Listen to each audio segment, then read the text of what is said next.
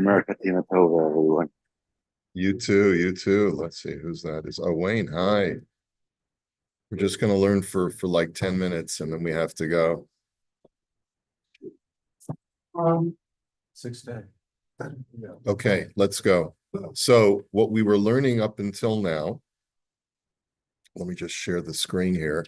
We were learning up until now the concept that if you steal someone's mitzvah, you have to compensate them a huge amount of money. That's what we were learning about before. The Gemara had talked about the mitzvah of kisui hadam. The Gemara says that if someone else does your mitzvah of kisui hadam, you're entitled to collect 10 gold pieces from them because they stole a priceless mitzvah that it was your right to do it. And it's something that cannot be rectified because that particular mitzvah is lost forever to you. But Tosfos writes over there that if you steal someone's aliyah, since everyone's obligated to read the Torah, you can't say that this was your unique mitzvah because everyone has an obligation to read from the Torah. So even though you were designated to read, but the person does not have to pay you 10 gold pieces based on the fact that it's everyone's mitzvah to do. Now, the Kasav Harash, Maisa be'echad she'amar l'moihel mesuyim, and the whole reason this got started is because the shaila that was posed to Rav Shraga is a person was given shishi, and before he had a chance to go up, some other guy goes up, chaps the aliyah, and like it's outrageous, right? But it could happen. And does he have to compensate? Does the fellow who bought the aliyah, like who's obligated to pay for that aliyah now? So v'kasav harash ma'isa be'echad she'amar l'moyel mesuyim she'yameles beno.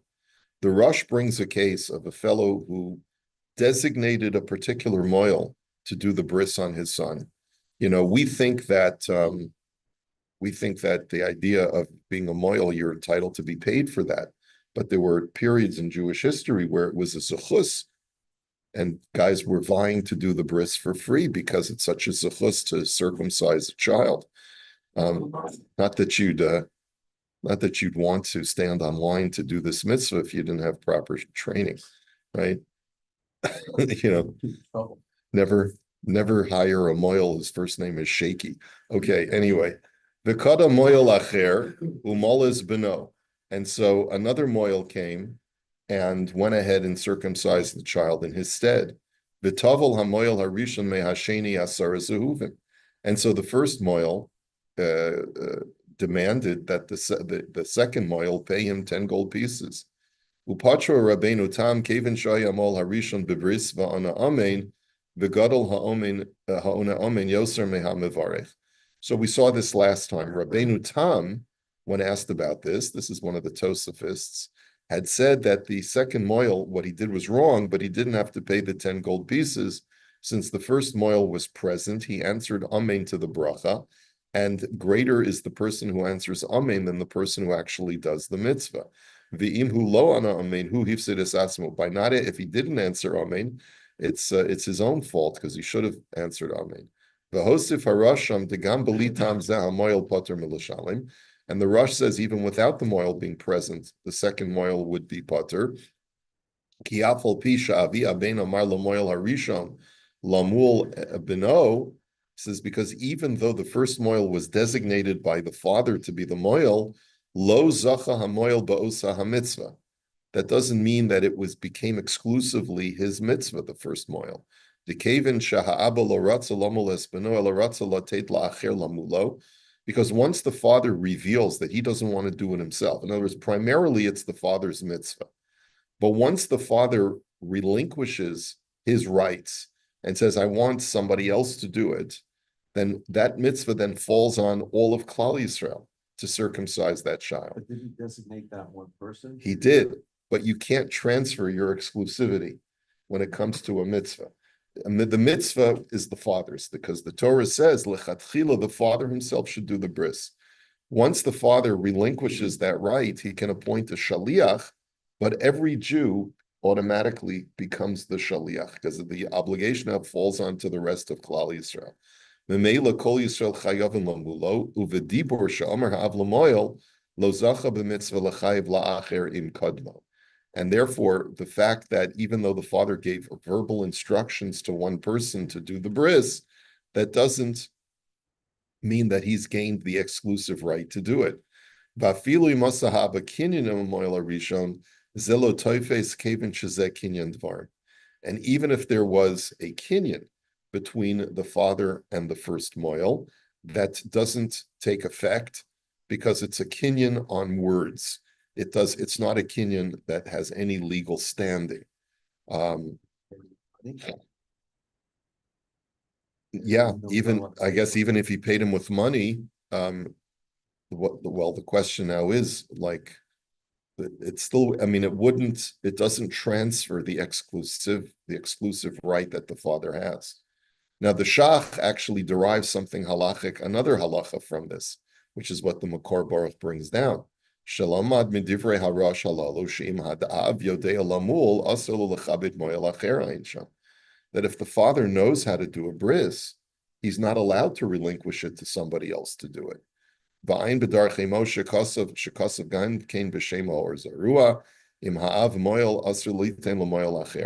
That if the father is a moil, he's not allowed to give it. Like, let's say the guy's a moil and his father's a moil.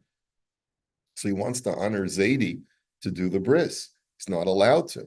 Amnam hadarki Moshe hikshal zed the maishnam mitzvah acheres diyochol lasu shliach b'makomo v'hini b'tzarachim.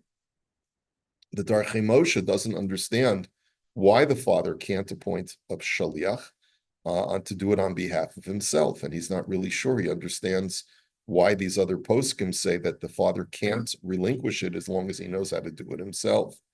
But he says, "Va'ain b'ktzos hachoshen shavir stivrei harosh desvirle dechiyav mila al ha'av havi mitzvah shebegufa." The Tzos explains that what the Rosh is communicating to us is that there are certain mitzvot that are a mitzvat haguf, which means it's your mitzvah to do with your own person. Like you can't appoint a shaliach to shake a lulav for you. You can't appoint a shaliach to put on a pair of tefillin for you. Okay, kamot tefillin v'chedama. She'ein adam yachol limanot shaliach lasod mitzvah shemutelat al gufo. Kamo shekasav hatoisis rid b'kiddushin. So that's why the Ktso says that if you can do the mitzvah yourself, you can't relinquish it to somebody else. Ve'alpiza bir haktsos es divrei harosh. Dim kived moil sheyomol espeno uba moil acher v'chatav es mitzvah the pater milashalim. And it's on that basis that Ktsos explains why the second moil who did something really not nice is not going to be obligated to pay. Why? Kevin da mitzvah mutelet al gufo shel ha'avu lo yachol lechaber et hamol b'mitzvah ayin sham. Because it's a non-transferable mitzvah. The mitzvah that's on the father is unique. It's different from any other Jew.